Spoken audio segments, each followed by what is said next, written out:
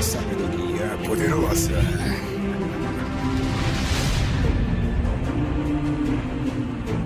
Dedicatória. Este livro é para aqueles que buscam alívio para o medo e para as incertezas do mundo, nos momentos em que as angústias da vida invadem os espaços ocultos da sua alma.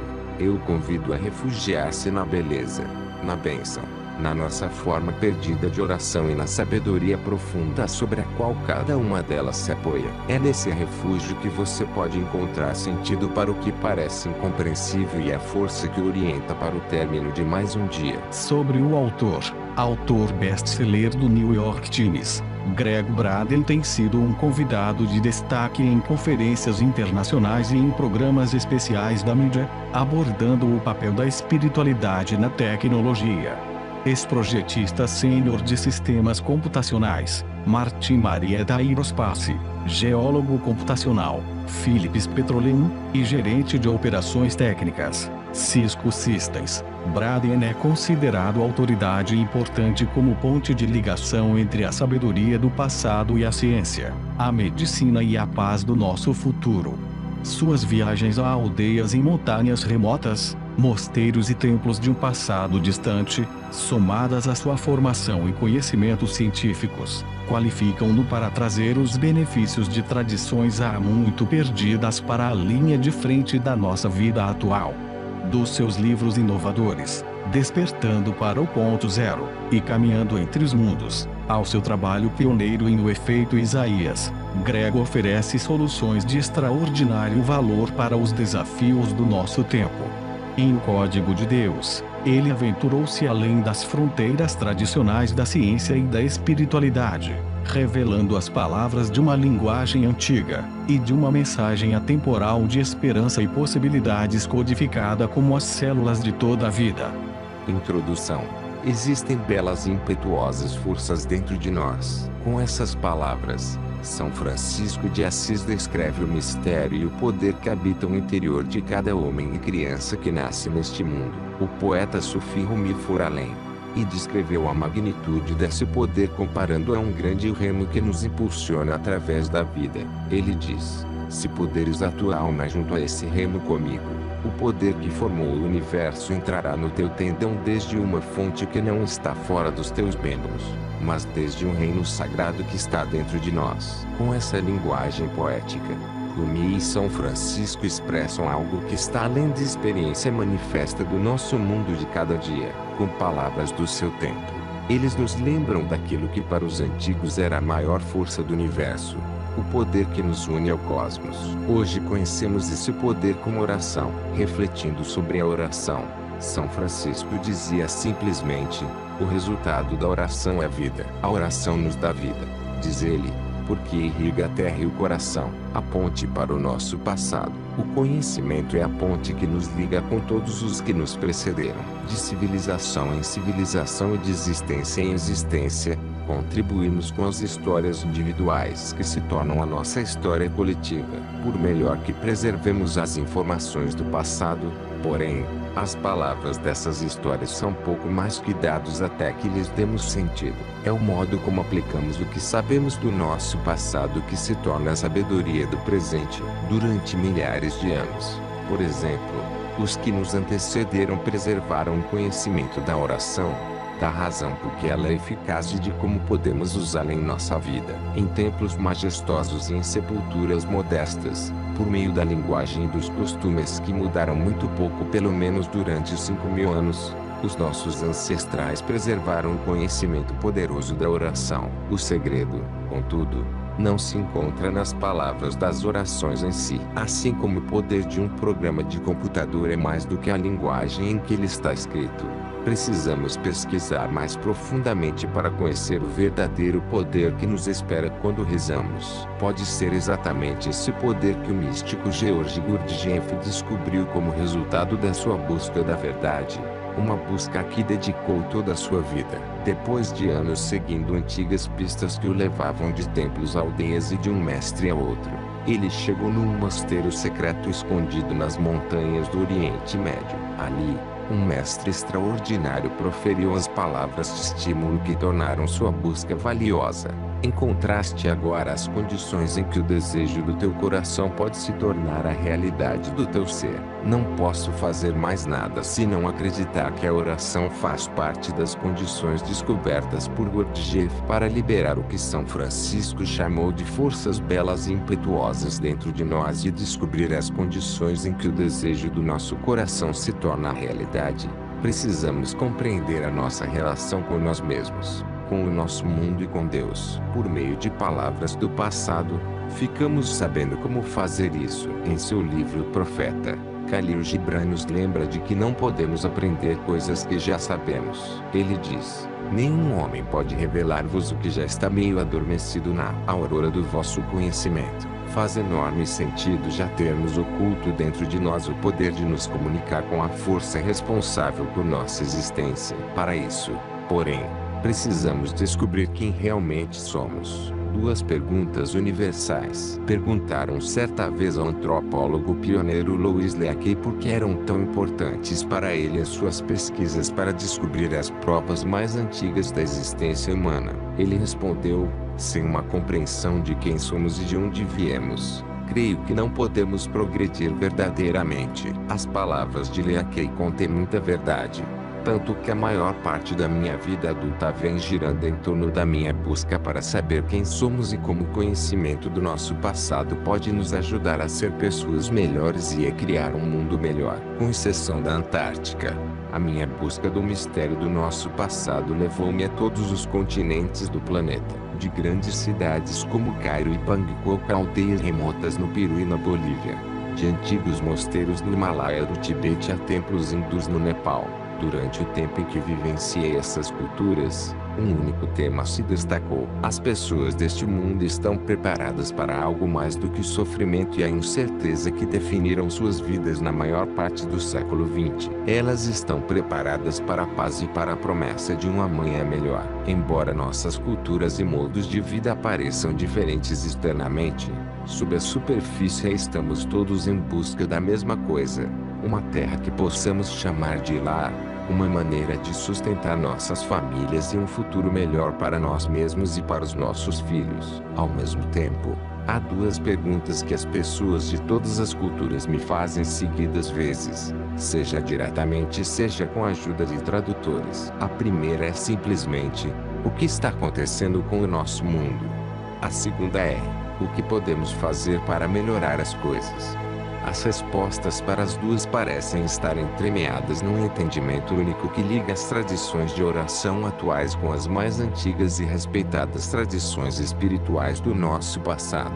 400 anos atrás, nos altos desertos do sudoeste americano, os grandes guardiões de sabedoria das famílias Navajo foram testados pela terra, pela natureza e pelas tribos vizinhas. Os extremos de aridez, de calor intenso e da falta de alimento vividos por suas sociedades levaram os navajos a compreender que deviam utilizar o poder do seu sofrimento interior para suportar as condições severas do seu mundo exterior. A sua própria sobrevivência dependia do aprendizado dessa lição, reconhecendo que as provações da vida os empurravam para as profundezas de seu maior sofrimento. Eles também descobriram que as mesmas provações revelavam sua maior força. A chave para sua sobrevivência consistia em encarar os desafios da vida sem se perder na experiência. Eles precisavam encontrar uma âncora dentro de si mesmos, uma crença que lhes desse força interior para suportar as adversidades, e a esperança de que dias melhores sobreviriam. A partir desse lugar de poder eles adquiriram confiança para assumir riscos, mudar suas vidas e compreender o seu mundo. Atualmente, a nossa vida parece não ser muito diferente daquela desses indivíduos corajosos que vagavam pelos altos desertos do sudoeste americano séculos antes da constituição desse país. Embora o cenário seja outro e as circunstâncias tenham mudado, ainda vivemos situações que abalam os alicerces das nossas crenças, põem à prova os limites da nossa sensibilidade e nos desafiam a superar os obstáculos que nos restringem. Num mundo que muitos descrevem como despedaçado, pontilhado por atos insensatos de ódio, números recordes de relacionamentos fracassados, lares desfeitos e condições que ameaçam a sobrevivência de sociedades inteiras, somos desafiados a encontrar um modo de viver diariamente em paz, com alegria e um sentido de ordem, com uma eloquência típica dessa sabedoria antiga. A tradição Navajo descreve um modo de ver a vida que põe a responsabilidade pela nossa felicidade ou sofrimento diretamente sobre os nossos ombros, preservada como a oração da beleza. As palavras exatas variam de registro a registro e de recitação a recitação, embora a essência da oração possa ser dividida em 3 frases curtas, por meio de 20 palavras apenas. Os anciãos navajos transmitem uma sabedoria sofisticada, lembrando-nos da ligação que existe entre o nosso mundo interior e o mundo exterior, só recentemente reconhecida pela ciência atual. Cada frase da oração, formada de 3 partes, oferece um vislumbre do poder de mudar a química do nosso corpo e de influenciar as possibilidades quânticas do nosso mundo. Em sua forma mais simples, as palavras da oração falam por si mesmas. Os navajos dizem, Nizoni Gobioina, palavras que se traduzem aproximadamente como, a beleza com que tu vives, a beleza pela qual tu vives, a beleza sobre a qual constróis tua vida. Por meio das palavras de um autor há muito esquecido, a simplicidade dessa oração oferece esperança renovada quando tudo mais parece ter falhado. Mas a oração da beleza é mais do que apenas palavras. Embutida em sua simplicidade está a chave para solucionar um dos maiores mistérios da humanidade: como sobrevivemos aos sofrimentos da vida, em vez de nos prevenir e de evitar as situações mesmas que dão sentido a cada dia. O poder da beleza e da oração nos possibilita saltar diretamente para as nossas experiências, sabendo que qualquer dano que possamos sofrer é temporário, graças à oração da beleza. O povo navajo há muito tem encontrado força, consolo e uma maneira de lidar com o sofrimento do nosso mundo. Que segredos foram preservados por tradições como a dos navajos do sudoeste americano, dos monges e monjas do Tibete, e de outras culturas, enquanto muitos de nós rompemos a nossa relação com a terra, uns com os outros e com um poder maior. Que sabedoria possuíam no tempo deles que pode nos ajudar a ser pessoas melhores e a criar um mundo melhor no nosso tempo. Sofrimento, bênção, beleza e oração, oculta no conhecimento daqueles que nos antecederam. Encontramos a sabedoria que vivifica as nossas orações de cura e paz. Dos antigos escritos dos gnósticos e dos essênios às tradições nativas das Américas, o sofrimento, a bênção e a beleza são vistos como as chaves para sobreviver às nossas maiores provações. A oração é a linguagem que nos possibilita aplicar as lições das nossas experiências às situações da nossa vida. Dessa perspectiva, sabedoria e sofrimento são 2 extremos da mesma experiência. São o início e o término do mesmo ciclo. O sofrimento é o nosso sentimento inicial, a nossa resposta visceral à perda, a decepção ou a notícia de algo que agride as nossas emoções. A sabedoria é a expressão curada do nosso sofrimento. Transmutamos o sofrimento em sabedoria, encontrando um novo significado nas experiências dolorosas. Bênção, beleza e oração são os instrumentos para a nossa mudança. O visionário cristão do século XX,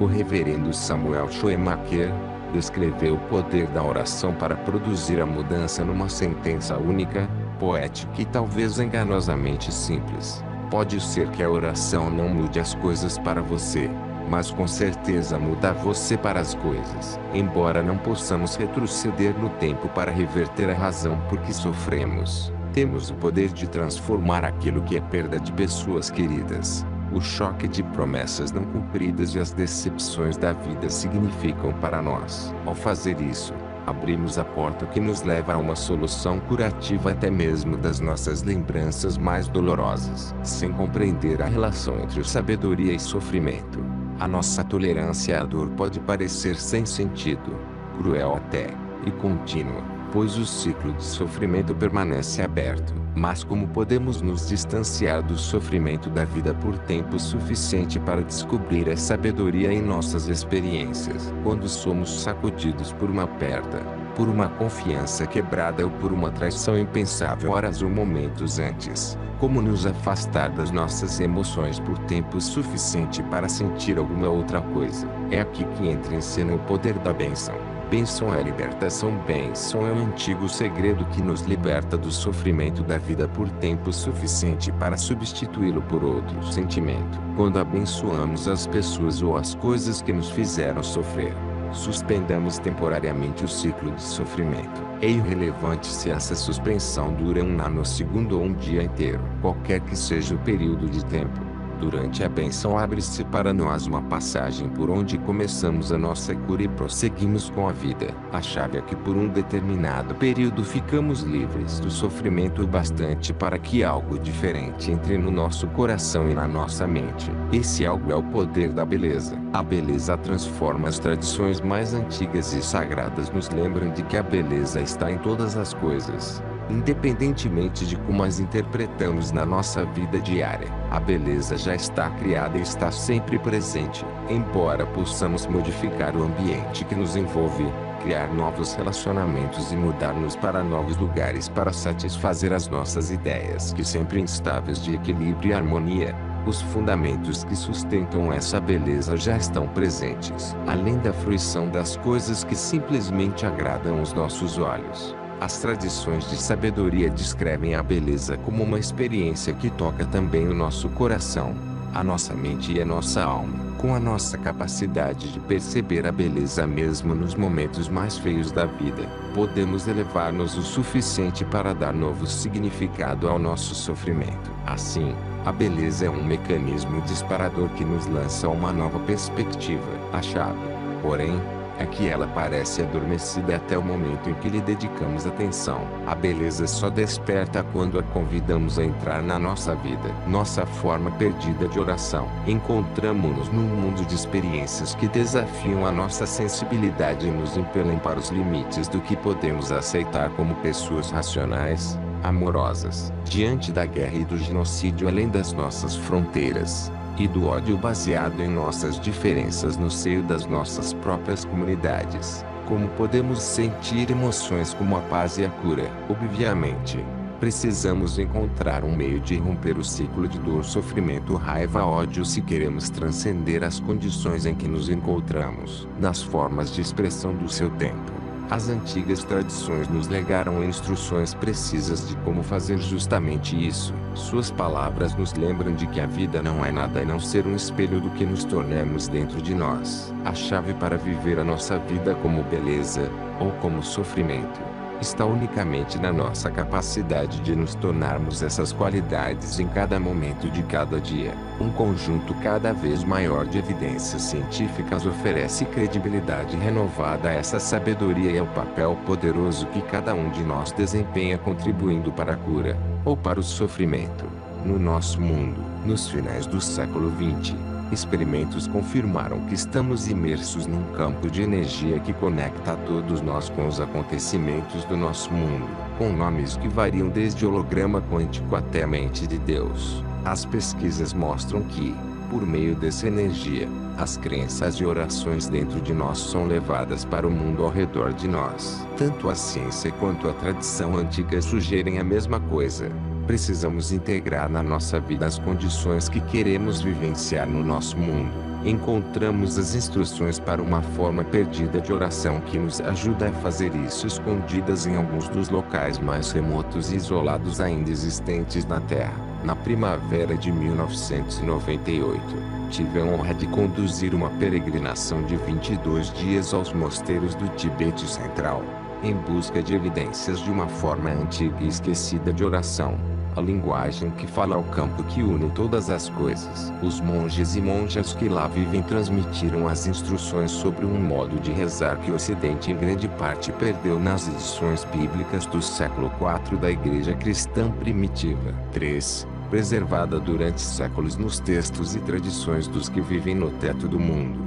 Essa forma perdida de oração não tem palavras ou expressões externas. Ela se baseia unicamente no sentimento. Especificamente, ela nos convida a sentir como se nossa oração já tivesse sido atendida, em vez de nos sentirmos impotentes e de precisar pedir ajuda a uma fonte superior. Recentemente, estudos mostraram que é exatamente essa qualidade de sentimento que de fato fala ao campo que nos liga ao mundo, por meio de orações de sentimento. Recebemos o poder de participar da cura da nossa vida e dos nossos relacionamentos, e também do nosso corpo e do nosso mundo. Fazer como os anjos fazem. A chave para utilizar essa forma de oração é reconhecer o poder oculto da beleza, da bênção, da sabedoria e do sofrimento. Cada um desempenha um papel necessário como parte de um ciclo maior que nos permite sentir, aprender, liberar e transcender os sofrimentos mais profundos da vida. As palavras de um escriba anônimo que registrou os ensinamentos de Jesus há quase 2000 anos lembram-nos de que o poder para mudar o nosso mundo, como também os obstáculos que se interpõem entre nós e esse poder, está dentro de nós. Ele afirmou simplesmente: a coisa mais difícil de todas, de fazer como os seres humanos, é pensar como os anjos pensam. E fazer como os anjos fazem. A oração é a linguagem de Deus e dos anjos. Ela é também a linguagem que nos foi dada para curar o sofrimento da vida com sabedoria, beleza e graça. Quer aprendamos a respeito do poder da oração na internet atualmente ou num rolo de pergaminho do século I, a mensagem é a mesma. Aceitar a nossa capacidade de usar essa linguagem universal pode bem ser o maior desafio da nossa vida. Ao mesmo tempo, é a fonte da nossa maior força. Quando sabemos sem nenhuma dúvida que já falamos a linguagem de sentimento da oração, despertamos aquela parte de nós que jamais pode ser roubada, perdida ou levada. Esse é o segredo da forma perdida de oração. Greg Braden, Taos, Novo México.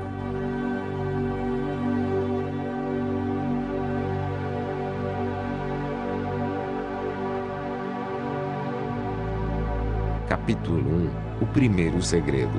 A nossa forma perdida de oração. A força que lhe criou os esplendores inimagináveis e os horrores inimagináveis refugiou-se em nós e seguirá as nossas ordens. Santa Catarina de Siena. Existe algo lá fora, mas além das nossas percepções do mundo cotidiano existe uma presença, ou força, que é ao mesmo tempo misteriosa e consoladora. Nos falamos sobre ela, nós a sentimos, nós acreditamos nela e lhe dirigimos as nossas preces, talvez sem sequer compreender exatamente o que ela é, chamando-a por nomes que variam desde teia da criação até Espírito de Deus. Antigas tradições sabiam que essa presença existe, sabiam também como aplicá-la em suas vidas, com palavras do seu tempo.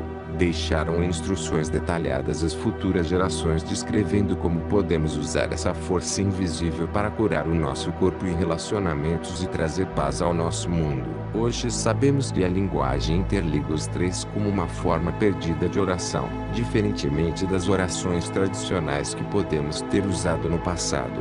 Porém, essa técnica de rezar não é feita de palavras. Ela se baseia na linguagem silenciosa da emoção humana. Ela nos convida a sentir gratidão e reconhecimento, como se as nossas preces já tivessem sido atendidas. Por meio dessa qualidade de sentimento, os antigos acreditavam que temos acesso direto ao poder da criação, o Espírito de Deus. No século XX, a ciência moderna pode ter redescoberto o Espírito de Deus como um campo de energia que é diferente de qualquer outra forma de energia. Ela parece estar em toda parte, sempre, e ter existido desde o princípio dos tempos. O homem geralmente considerado como o pai da física quântica, Max Planck, afirmou que a existência do campo sugere que uma grande inteligência é responsável pelo nosso mundo físico. Devemos admitir por trás dessa força a existência de uma mente consciente e inteligente. Ele concluiu,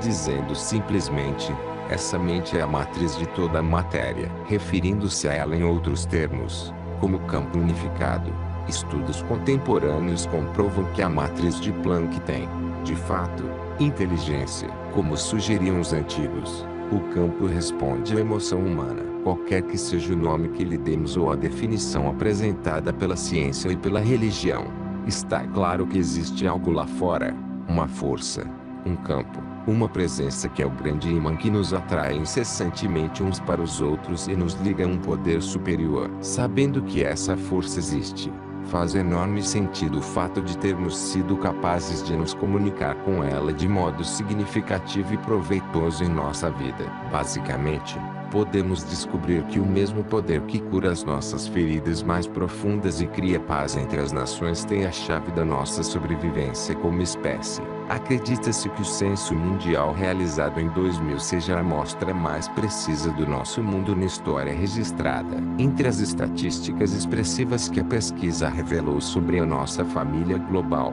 e talvez a mais reveladora, é a nossa percepção quase universal de que estamos aqui com um propósito e que não estamos sozinhos. Mais de 95% da população mundial acredita na existência de um poder superior. Desse percentual, mais da metade chama esse poder de Deus. A questão agora diz menos respeito à possível existência ou não de algo lá fora do que ao significado que esse algo tem em nossa vida. Como podemos nos dirigir ao poder superior em quem tantos de nós acreditamos? As mesmas tradições que descreveram os segredos da natureza há milhares de anos atrás responderam também a essa pergunta. Como você poderia esperar?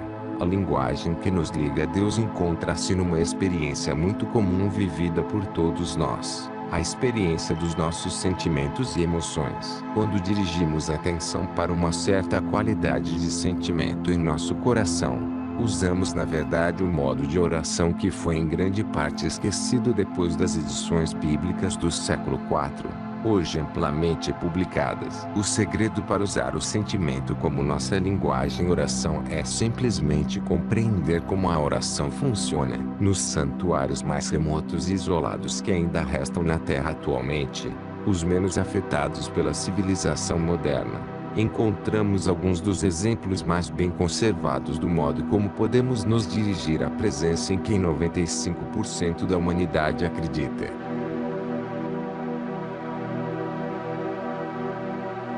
Oração é sentimento. Eu estava abalado com o que acabara de ouvir. O frio que subia do chão de pedra sob meus pés atravessara as duas camadas de roupa que eu vestira pela manhã. Cada dia no Planalto tibetano é verão e inverno. Verão no sol que incide direto nas elevadas altitudes. Inverno quando o sol desaparece atrás dos picos salientes do Himalaia. Ou atrás das altas paredes do templo, como as que me rodeavam. Era como se não houvesse nada entre a minha pele e as antigas pedras embaixo de mim. E no entanto eu não conseguia sair do lugar. Essa era a razão por que eu havia convidado outras 20 pessoas para me acompanhar numa jornada que nos levaria a percorrer metade do mundo. Nesse dia, nós nos encontrávamos num dos mais remotos, isolados, magníficos e sagrados lugares de conhecimento que restam na Terra atualmente.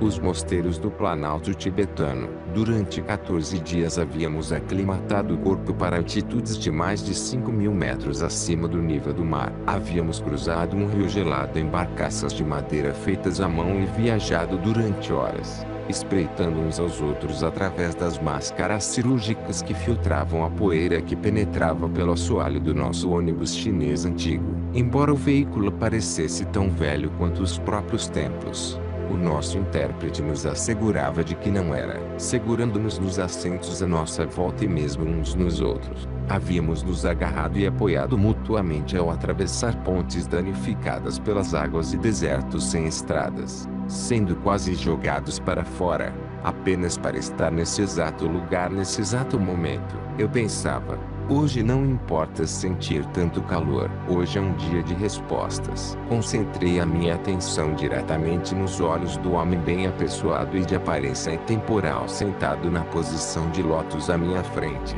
o abade do mosteiro. Por intermédio do nosso tradutor, eu lhe fizera a mesma pergunta que havia apresentado a cada monge e monja que tínhamos encontrado durante a nossa peregrinação.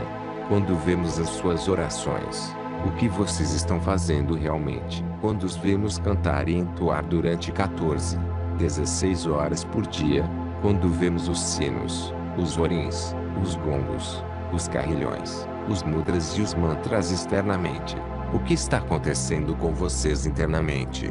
Enquanto o tradutor interpretava a resposta do abade, uma sensação muito forte tomou conta do meu corpo. E eu soube que essa era a razão de termos vindo a esse lugar. Vocês nunca viram as nossas orações. Ele respondeu, porque uma oração não pode ser vista. Ajeitando o pesado manto de lã sob os pés, o abade continuou. O que vocês viram é o que fazemos para criar o sentimento em nosso corpo. O sentimento é a oração. A clareza da resposta do abade me desconcertou. Suas palavras ecoavam as ideias registradas nas antigas tradições gnósticas e cristãs havia mais de 2000 anos. Nas primeiras traduções do Evangelho de João, capítulo 16, versículo 24, por exemplo, recebemos o convite para intensificar as nossas orações sendo rodeados por, sentindo, nossos desejos atendidos, exatamente como sugeriu o abade. Peçam sem motivos ocultos e sejam rodeados por sua resposta. Para que as nossas orações sejam atendidas, precisamos transcender a dúvida que quase sempre acompanha a natureza positiva do nosso desejo. Seguindo um breve ensinamento sobre o poder de superar essas polaridades, as palavras de Jesus conservadas na biblioteca de Nag Hammadi nos lembram de que se fazemos isso e dizemos à montanha, sai daqui, ela sairá.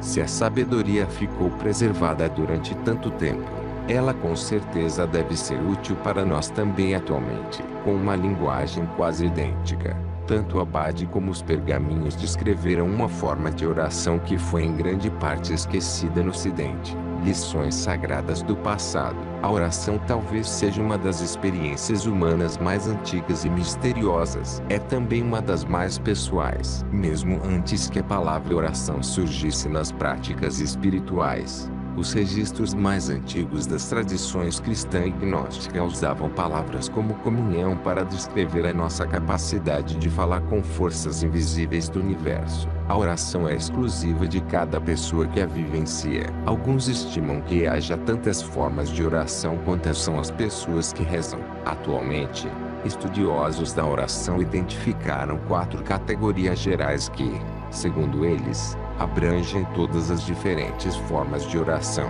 sem seguir uma ordem determinada. São elas: 1. Oração coloquial ou informal. 2. Oração petitória ou rogatória. 3. Oração ritualística. 4. Oração meditativa. Os pesquisadores nos sugerem usar uma dessas 4 formas para rezar, ou uma combinação delas. Por melhores que sejam essas descrições e por mais eficaz que seja cada uma dessas orações, sempre existe outro modo de orar não incluído nessa lista. A 5ª modalidade de oração, a forma perdida, é uma oração baseada unicamente no sentimento, em vez da sensação de impotência que muitas vezes nos leva a pedir ajuda a um poder superior. A oração baseada no sentimento reconhece a capacidade que temos de nos comunicar com a força inteligente em que 95% das pessoas acreditam e de participar do resultado, sem palavras, sem mãos postas numa determinada posição, sem nenhuma expressão física exterior. Essa forma de oração simplesmente nos convida a sentir a sensação clara e poderosa de já termos a nossa prece atendida. Por meio dessa linguagem intangível, participamos da cura do nosso corpo, da abundância que se derrama sobre os nossos amigos e familiares e da paz entre as nações. Às vezes vemos referências a esse modo de orar, talvez sem ter consciência do que elas representam. No sudoeste americano, por exemplo, foram erigidas no deserto antigas estruturas que seus construtores consideravam capelas, lugares sagrados onde a sabedoria podia ser transmitida e orações oferecidas. Essas construções de pedra perfeitamente circulares, algumas hoje soterradas, eram conhecidas como kivas. Esboços, gravuras e pinturas nas paredes de algumas delas fornecem pistas de como a forma perdida de oração era usada nas tradições nativas. No interior de kivas restauradas na região de Four Corners, há remanescentes do revestimento de barro que cobria essas estruturas no passado remoto. Superficialmente esboçadas no estuque de terra, podemos ainda ver imagens diluídas de nuvens de chuva e raios sobre abundantes campos de milho. Em outros lugares, as paredes revelam traçados que sugerem a vida selvagem representada pelo alce e pelo cervo, abundantes nos vales. Desse modo, os artistas antigos registraram o segredo da forma perdida de oração. Nos lugares onde as orações eram oferecidas, Os que rezavam cercavam-se de imagens das coisas que escolhiam para sua vida, de maneira semelhante às cenas de milagres e de ressurreição que vemos numa igreja ou templo hoje. As imagens inspiravam os que rezavam com o sentimento de que suas orações haviam sido atendidas. Para eles, a oração era uma experiência do corpo todo, envolvendo todos os sentidos.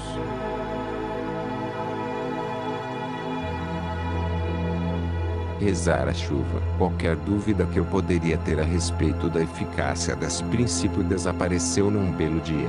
No início dos anos 1990, durante um período de seca extrema nos altos desertos do norte do Novo México, meu amigo Davi, nome fictício, me convidou para ir até um antigo círculo de pedras para rezar a chuva. Nós nos encontramos no local combinado. E daí em diante eu segui numa longa caminhada matinal através de um vale com mais de 100.000 acres de arbustos de sálvia. Depois de algumas horas, chegamos a um local que Davi conhecia muito bem e onde já estivera muitas vezes. Era um círculo formado de pedras dispostas em geometrias perfeitas de linhas e setas, exatamente como as mãos do seu construtor as haviam colocado num passado distante. Que lugar é este? Perguntei. Este é o motivo por que viemos, disse Davi sorrindo. Este círculo de pedras é uma roda de cura que está aqui desde tempos imemoriais. E continuou. A roda em si não tem poder. Ela serve como ponto de concentração para quem faz a oração. Pense nela como um mapa rodoviário. Um mapa entre os seres humanos e as forças deste mundo. Antecipando as minhas próximas perguntas, Davi descreveu como aprender a linguagem desse mapa desde a infância. Hoje, disse, percorrerei um antigo caminho que leva a outros mundos. A partir desses mundos realizarei o que viemos fazer aqui. Hoje, rezamos a chuva. Eu não estava preparado para o que vi em seguida. Observei atentamente Davi tirar os sapatos e pôr delicadamente os pés descalços no círculo, reverenciando as 4 direções e todos os seus ancestrais. Lentamente, juntou as mãos diante do rosto em posição de oração, fechou os olhos e permaneceu imóvel, indiferente ao calor do sol a pino do deserto. Aos poucos a sua respiração foi ficando lenta e tornou-se quase imperceptível. Depois de alguns minutos, ele respirou profundamente, abriu os olhos, olhou para mim e disse: vamos embora. A nossa tarefa aqui está terminada. Esperando ver alguma dança ou pelo menos algum canto. Fiquei surpreso com a rapidez com que a oração começara e terminara. Já? Perguntei. Pensei que você fosse rezar pedindo chuva. A resposta de Davi à minha pergunta é a chave que ajudou muitas pessoas a compreender esse tipo de oração. Sentando-se para calçar os sapatos, Davi olhou para cima e sorriu. Não, respondeu. Eu disse que iria rezar a chuva. Se eu rezasse pedindo chuva, nada aconteceria.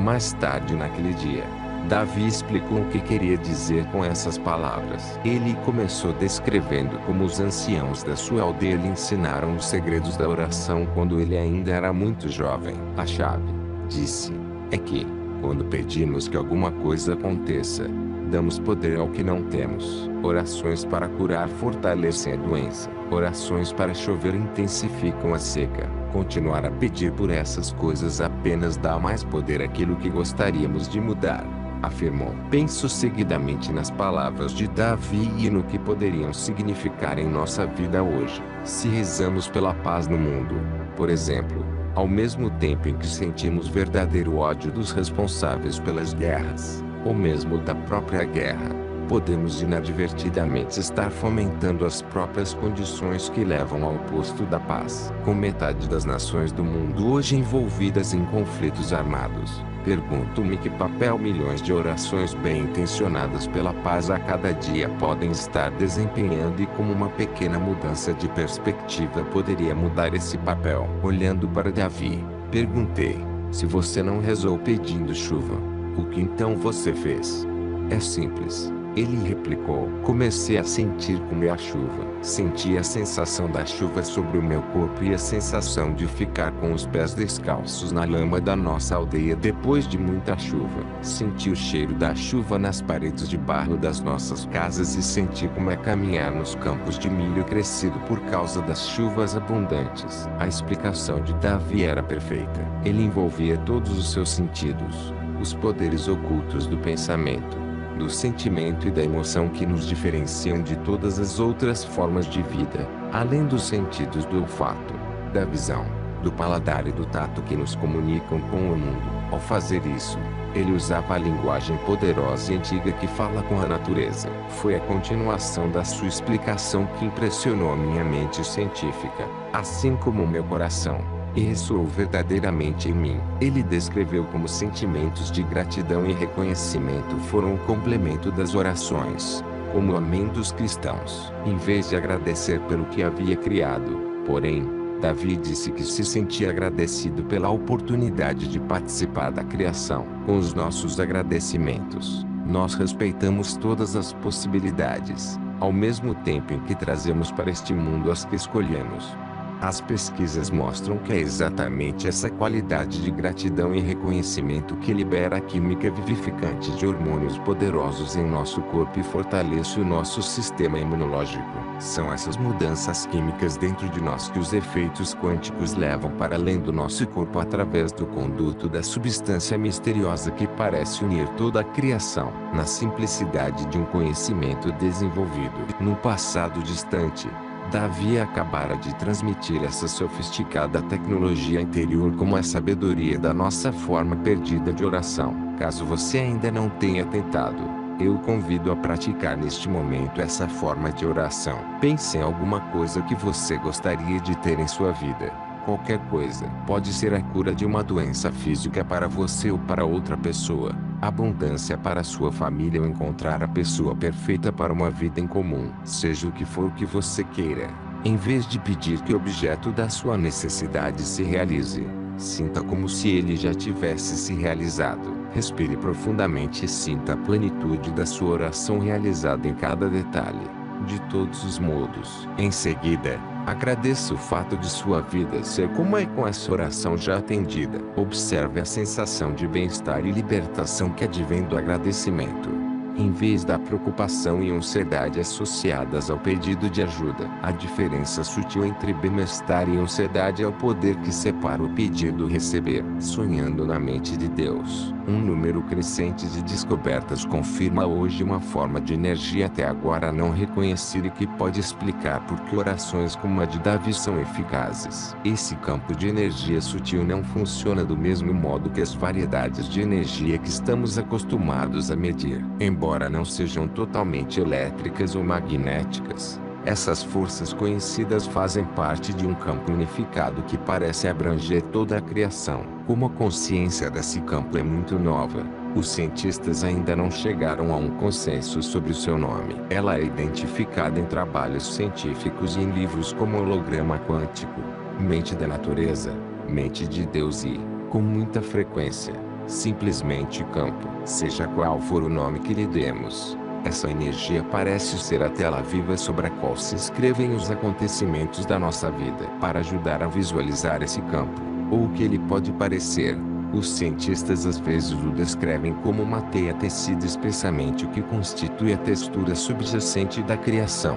Literalmente, a manta da mente de Deus. Dentre as muitas maneiras como pode ser definido, eu penso que é mais útil imaginar o campo como uma substância que vive no nada. Sempre que olhamos para o espaço que existe entre nós e outra pessoa, ou qualquer outra coisa, nesse aspecto, e acreditamos que esse espaço é vazio, o campo está ali. Quer pensemos sobre o espaço entre o núcleo e a primeira órbita de um elétron e nos antigos modelos de um átomo, ou sobre as imensas distâncias entre estrelas e galáxias que nos parecem vazios. As dimensões do espaço não fazem diferença. No nada, o campo está lá. O reconhecimento moderno da existência do campo nos oferece uma linguagem e um contexto para dar sentido à sabedoria espiritual em conversas científicas. Por exemplo, Acredita-se que o campo é o lugar a que os antigos se referiam como o céu. É o lugar para onde a alma vai quando morremos,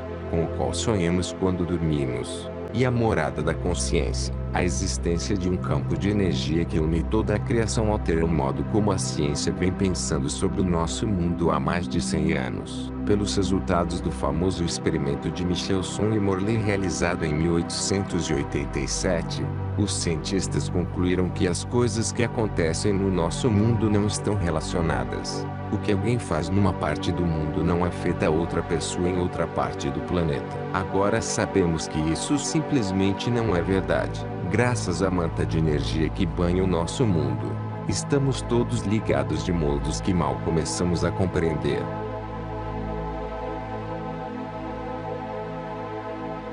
O espelho que não mente. Além de interligar todas as coisas, as antigas tradições sugerem que o campo nos dá um reflexo, um espelho externo das nossas experiências internas. Como uma substância viva, pulsante, bruxuleante, o campo atua como uma espécie de mecanismo de feedback.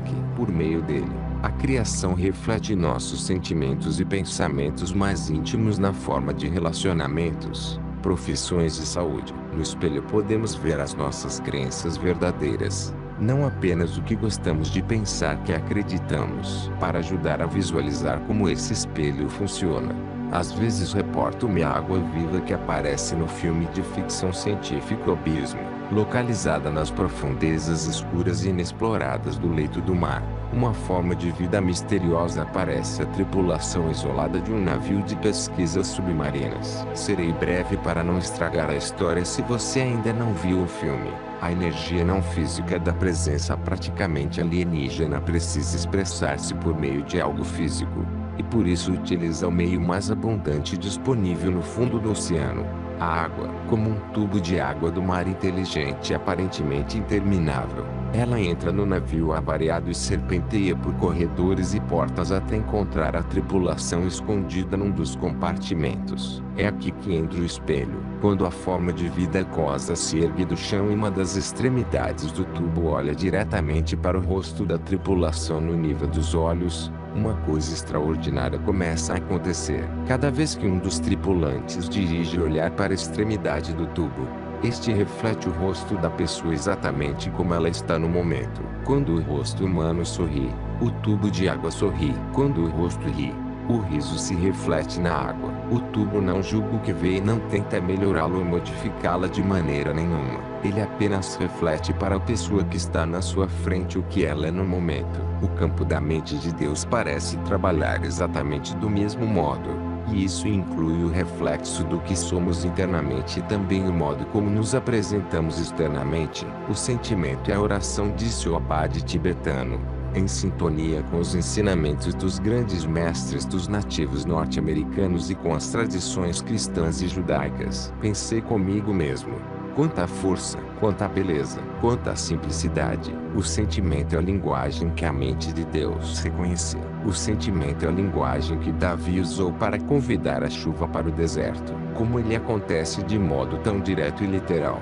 É fácil ver porque acreditamos até agora que esse princípio seria mais complicado do que é realmente. Também é fácil perceber como poderíamos tê-lo perdido totalmente. A consciência cria. O campo simplesmente reflete a qualidade dos nossos sentimentos como as experiências da nossa vida. Nas palavras de outras épocas, textos de 2500 anos descrevem essa sabedoria com precisão e também indicam que ela pode ser ainda mais antiga do que as páginas em que está preservada. O Evangelho Sênio da Paz, por exemplo, diz: meus filhos, não sabeis que a terra e tudo o que nela habita não é senão um reflexo do reino do Pai Celestial. Grifo nosso. 9. Exatamente como ondulações que se irradiam do ponto onde jogamos uma pedra num pequeno lago.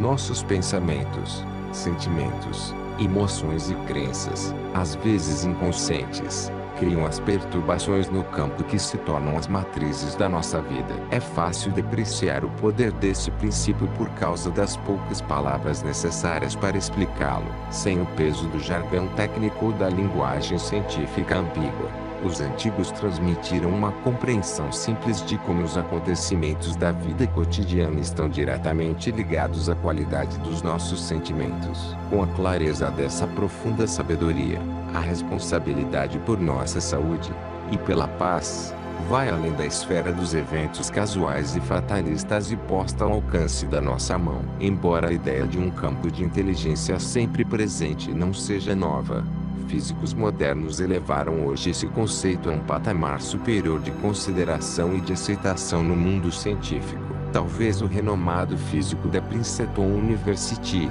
Dr. John Wheeler, contemporâneo de Albert Einstein, seja quem melhor descreveu a física revolucionária de uma energia que interconecta toda a criação. Lembro ter lido uma entrevista com o Dr. Wheeler em 2002, depois que ele se recuperou de uma doença grave. Quando lhe perguntaram que direção seu trabalho tomaria daí em diante, ele respondeu que via a doença e a recuperação como uma oportunidade. Ela era o catalisador que o convidava a concentrar a atenção numa única questão que o desconcertava havia muito tempo. Que questão é essa?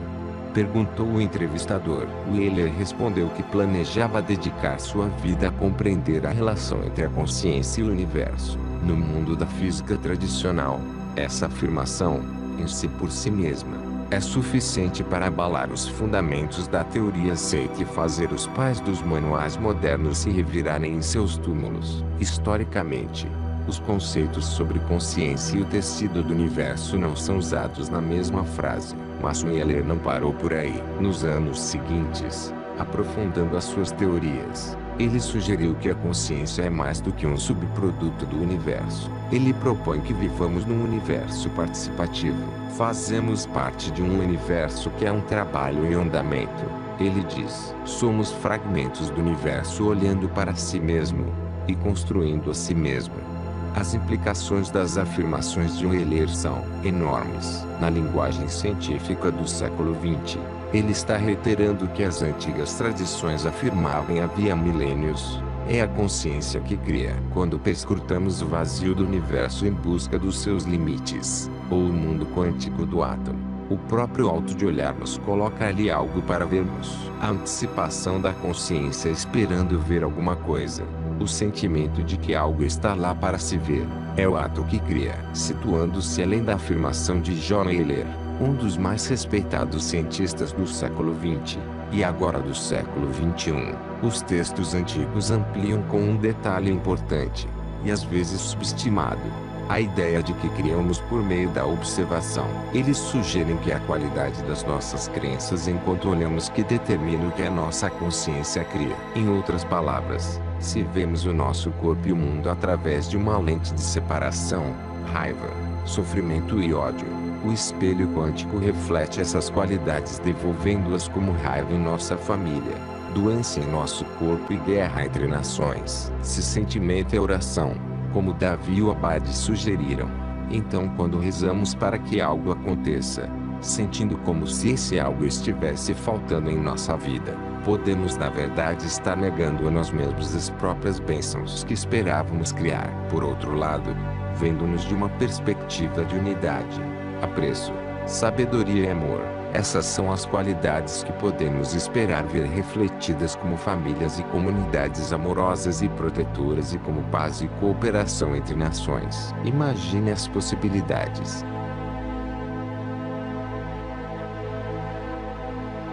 Aplicando o que sabemos, esse princípio de um universo neutro e participativo pode começar a responder a pergunta que muitas pessoas fazem: se a oração é tão poderosa, porque parece que quanto mais rezamos pela paz, por exemplo, mais temos a impressão de que as coisas pioram.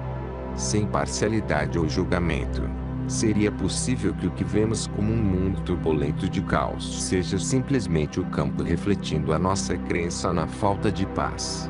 O nosso por favor, que haja paz, reverberando como caos. Se esse for o caso, então a boa notícia é que a compreensão que acabamos de ter sobre o funcionamento do espelho nos estimula a mudar o que dizemos ao campo. É por isso que a forma perdida de oração pode dar uma enorme contribuição para a nossa vida. Quer falemos sobre um relacionamento duradouro, um emprego perfeito ou a cura de uma doença, O princípio é o mesmo. Somos simplesmente lembrados de que a substância que subjaz a toda a criação é uma essência maleável que reflete o que sentimos. Assim, aquilo que escolhemos criar, precisamos antes sentir como realidade. Se podemos senti-lo em nosso coração, não apenas pensar sobre ele, mas senti-lo realmente traz-o, então ele é possível em nossa vida. No caso da paz, por exemplo, sabemos que ela sempre existe e está presente em algum lugar. O mesmo se aplica à saúde e à felicidade.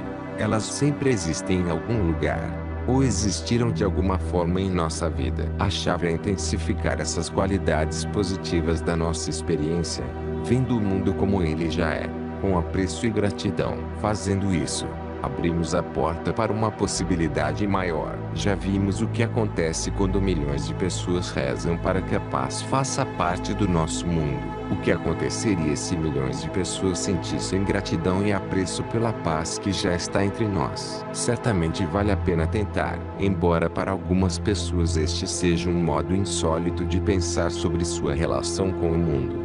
Para outras ele está em perfeita sintonia com suas crenças e experiências passadas. Estudos científicos dão sustentação a esses princípios e descobriram que, quando a tensão é aliviada dentro de um grupo de pessoas por meio da meditação e da oração, os efeitos são sentidos além dos limites do grupo imediato. Em 1972, nos Estados Unidos, 24 cidades com populações acima de 10 mil habitantes tiveram mudanças importantes nas suas comunidades, envolvendo apenas 1% dos 100 indivíduos de participantes. Esses e outros estudos semelhantes levaram a um marco divisório: o Projeto de Paz Internacional no Oriente Médio, publicado no Journal of Conflict Resolution, em 1988. Durante a Guerra Líbano-Israelense no início dos anos 1980, pesquisadores treinaram um grupo de pessoas para sentir a paz em seus corpos em vez de apenas pensar sobre a paz com a mente ou rezar para que houvesse paz. Em determinados dias do mês,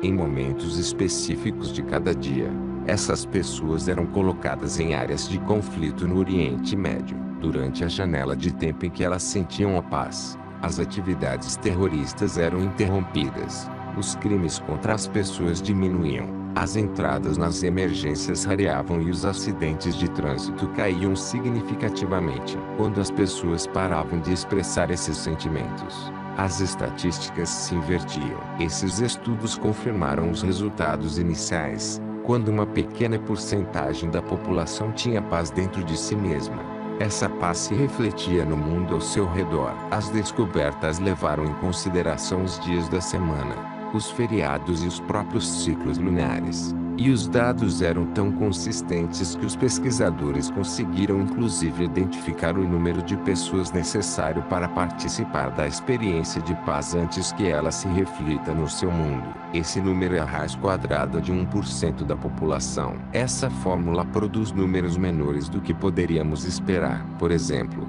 numa cidade de 1 milhão de pessoas, a cifra fica em torno de 100. Num mundo de 6 bilhões de pessoas, o número é de aproximadamente 8 mil, apenas. Esse número representa o mínimo necessário para iniciar o processo. Quanto maior o número de pessoas, tanto mais rápido o efeito se produz. Embora esses e outros estudos semelhantes obviamente mereçam aprofundamento, eles demonstram que temos aqui um efeito que supera o caso. A qualidade das nossas crenças mais íntimas influencia claramente a qualidade do nosso mundo exterior. Dessa perspectiva, tudo, desde a cura do nosso corpo até a paz entre nações, do nosso sucesso nos negócios, nos relacionamentos e na profissão ao fracasso no casamento e a desagregação das famílias, deve ser considerado como reflexos de nós mesmos e do significado que damos às experiências da nossa vida. Além de responder a nossa pergunta anterior sobre o que está acontecendo no mundo, a existência do campo unificado nos convida a dar um passo adiante, aliada ao conhecimento de uma oração baseada no sentimento. Essa sabedoria moderna, antiga, nos mostra o que podemos fazer para melhorar as coisas. Se o mundo e o nosso corpo refletem os nossos pensamentos, sentimentos, emoções e crenças, com um número recorde de lares desfeitos, relacionamentos fracassados, empregos perdidos e ameaças de guerra no presente. O sentimento que nutrimos sobre o nosso mundo assume uma importância maior do que nunca antes. Sem dúvida, para que o espelho do nosso mundo reflita uma mudança positiva, favorável à vida e duradoura, precisamos oferecer-lhe algo com que ele possa trabalhar. Essa é a relação sutil, e todavia poderosa, entre a linguagem da oração e a mente de Deus que une toda a criação. Em vez de tentar fazer com que o mundo se curve aos nossos desejos, a oração centrada no sentimento muda nós mesmos. Nós é que nos curvamos, e o mundo espontaneamente reflete os aspectos em que melhoramos. Possivelmente, quem melhor sintetizou essa percepção foi o filósofo dinamarquês do século XIX, Søren Kierkegaard, que afirmou: a oração não muda Deus, mas muda aquele que reza. Assim, como mudamos o nosso modo de sentir as tribulações da vida, é aqui que o trabalho realmente começa. O mundo como espelho,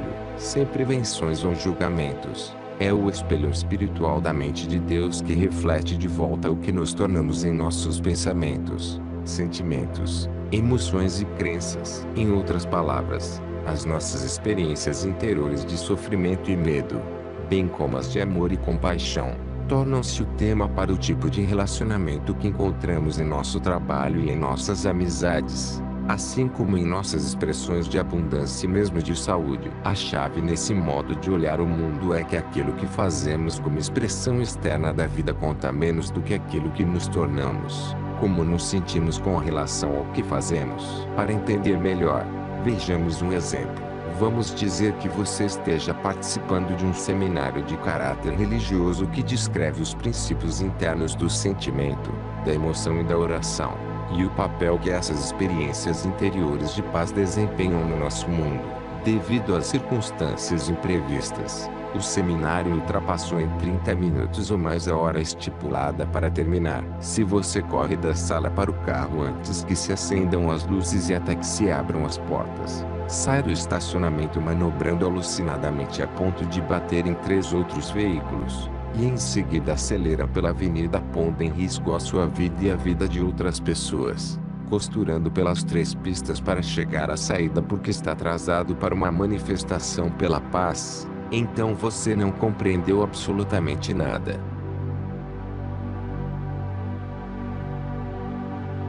Talvez o conhecimento desse espelho sutil, e no entanto poderoso, possa ajudar-nos a dar sentido ao que parece estarmos vivendo no mundo atualmente. Dessa perspectiva, o que vemos no cinema, nos noticiários e nas situações ao nosso redor é um reflexo das crenças que nutrimos em nossa família, em nosso lar e em nossas comunidades no passado. Do mesmo modo, os exemplos de amor, compaixão e dedicação que vemos diante da guerra ou de desastres naturais também representam algo mais do que apenas atos de umas poucas pessoas que realizam esforços humanitários nessas áreas. Elas refletem o melhor do que é possível quando encontramos uma maneira de ver além do sofrimento que a vida nos mostra. O poder de reconhecer o mundo como um reflexo das nossas crenças é que se essa relação existe verdadeiramente, ela deve operar tanto para as crenças de cura como para as destrutivas. Desse modo, fazemos todos parte da mudança que gostaríamos de ver em nosso mundo. A chave está em reconhecer a linguagem da mudança.